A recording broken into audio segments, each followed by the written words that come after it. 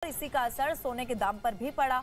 वहां एक दिन में ही 1 तोले सोने की कीमत में करीब 5,000 की बढ़ोतरी हुई है, जिसके बाद 10 ग्राम सोने की कीमत 1,95,500 तक पहुंच गई है। लेकिन ऐसा इसीलिए हुआ क्योंकि कंगाली से जूझ रहे पाकिस्तान ने IMF की शर्त मानकर अपने रुपयों को खुले बाजार की कीमत के हिसाब से खुला छोड़ दिया। असल में पाकिस्तान में महंगाई अब तक क्या। सलाम, नमस्ते, सत श्री अकाल, जय हिंद, जय भारत। आप बहुत अच्छे होंगे, स्वस्थ होंगे। काफी दिनों से वीडियो शूट नहीं कर पा रहा था, ना किसी वीडियो पर रिएक्शन दे पा रहा था क्योंकि थोड़ा सा स्वास्थ्य ठीक नहीं था।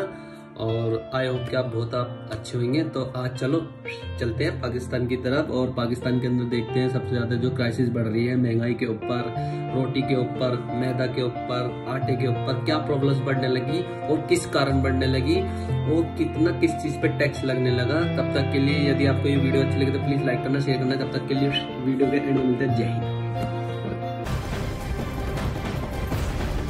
उधर पहले से ही कंगाली की मार झेल रहे पाकिस्तान को एक और बड़ा झटका लगा है। डॉलर के मुकाबले पाकिस्तानी रुपए में एक ही दिन में करीब 25 रुपए की गिरावट दर्ज कर ली गई है, जिसके बाद डॉलर के मुकाबले पाकिस्तानी रुपया 255 तक पहुंच गया है। और तो और इसी का असर सोने के दाम पर भी पड़ा।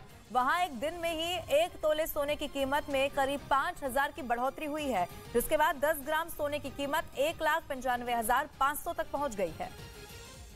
लेकिन ऐसा इसीलिए हुआ क्योंकि कंगाली से जूझ रहे पाकिस्तान ने IMF की शर्त मानकर अपने रुपयों को खुले बाजार की कीमत के हिसाब से खुला छोड़ दिया। असल में पाकिस्तान में महंगाई अब तक के अपने सबसे ऊंचे स्तर पर है। अनाज और सब्जियों में तो जैसे आग लगी हुई हो, जबकि बिजली संकट की मार तो पाकिस्तान झेल ही रहा है, जिससे निपटने के लिए उसने IMF से कर्ज मांगा था। लेकिन IMF ने पाकिस्तान को कह दिया कि उधार केवल एक सहारे के तौर पर मिल सकता है, लेकिन कमाई का विकल्प नहीं बन सकता।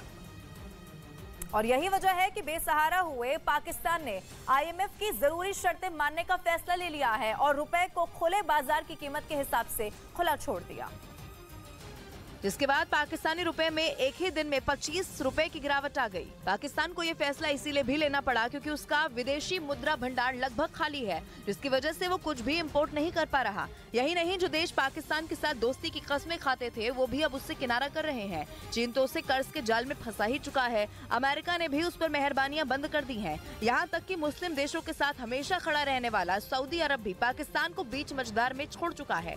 इसीलिए IMF के आगे झुकने के अलावा पाकिस्तान के सामने कोई दूसरा रास्ता नहीं था। तेजी से कंगाली की तरफ बढ़ रहे पाकिस्तान की मुसीबतें कम होने का नाम नहीं ले रही हैं। बदहाल पाकिस्तान में कारों की कीमतें आसमान पर पहुंच गई हैं, जिसके बाद पहले से ही महंगाई से जूझ रहे वहां के लोग शहबाज शरीफ सरकार को पानी पी पी कर कोसने लगे। क्योंकि लग्जरी कारों को छोड़िए, अब तो छोटी कारें भी पाकिस्तान के लोगों की पहुंच से दूर होती जा रही हैं। जो कारें कभी पाकिस्तान के लोग आसानी से खरीदकर अपने घर ले जाते थे, वो उन्हें सिर्फ शोरूम में देखने के लिए मजबूर हो गए, क्योंकि पाकिस्तान में कारों की कीमतों में आग लग गई है। वहां कई कंपनियों ने अपनी कारों के दामों में भारी बढ़ोतरी कर दी। पाकिस्तान के मीडिया में छपी रिपोर्ट के मुताबिक पाक सुजुकी मोटर्स ने अपनी अलग अलग मॉडल की कारों की कीमतें 1,15,000 पाकिस्तानी रुपयों से लेकर 3,55,000 पाकिस्तानी रुपए तक बढ़ा दी, जिसके बाद पाकिस्तान में इस कंपनी की वो कारें भी आम आदमी के लिए सपना हो गई जिन्हें पहले वो खरीदने की हिम्मत कर पाता था। क्योंकि पाकिस्तान की कमर तोड़ महंगाई से परेशान आम लोगों के लिए अब छोटी कारें भी लग्जरी कारों जैसी हो गई, जिन्हें खरीद पाना पहले ही उनके बूते से बाहर था। इसलिए वहां पाक सुजुकी मोटर्स की ऑल्टो और वैगन आर कारों को ज्यादा पसंद किया जाता था। लेकिन अब इस कंपनी ने इनके दामों में भी भारी बढ़ोतरी कर दी। पाकिस्तान में ऑल्टो कार का टॉप मॉडल करीब 25 लाख पाकिस्तानी रुपए का हो गया, जबकि वहां वैगन आर की कीमत तो 30 लाख पाकिस्तानी रुपए के भी पार हो चुकी है। इससे पहले पाकिस्तान में दूसरी कई कंपनियों ने भी अपनी कारों की कीमतों में भारी बढ़ोतरी कर दी थी, जिसके बाद पाकिस्तान के लोगों का गुस्सा शहबाज शरीफ की सरकार पर फूट पड़ा था। इमरान खान के अड़ियल रवैये की कीमत भी पाकिस्तान को भुगतनी पड़ रही है। कपड़ा उद्योग, जिस पर पाकिस्तान की करीब 10% आबादी निर्भर है, वो अपनी आखिरी सांसें गिन रहा है, जिसके लिए इस वक्त पूरी तरह इमरान खान की अकड़ को दोषी माना जा रहा है। जिनसे 2022 में वहां के उद्योगपतियों ने भारत से कॉटन इंपोर्ट करने की मांग की थी, लेकिन इमरान खान ने इजाजत नहीं दी। नतीजा ये हुआ कि अब पाकिस्तान के कपड़ा उद्योग का दम तोड़ना तय दिख रहा है। उद्योगपतियों के पास ना तो कॉटन है जिससे वो कपड़ा बना पाए और ना ही केमिकल और डाई इंपोर्ट करने लायक पैसे, जबकि ये वो उद्योग है जो दशकों से पाकिस्तान की अर्थव्यवस्था की रीढ़ की हड्डी रहा है। पाकिस्तान में कॉटन यानी कपास की पैदावार होती है, लेकिन 2022 में पैदावार गिरकर करीब आधी रह गई। मुसीबत दिखाई तो तभी देने लगी थी, लेकिन इमरान खान की समझ में सीधा अर्थशास्त्र नहीं घुस पाया।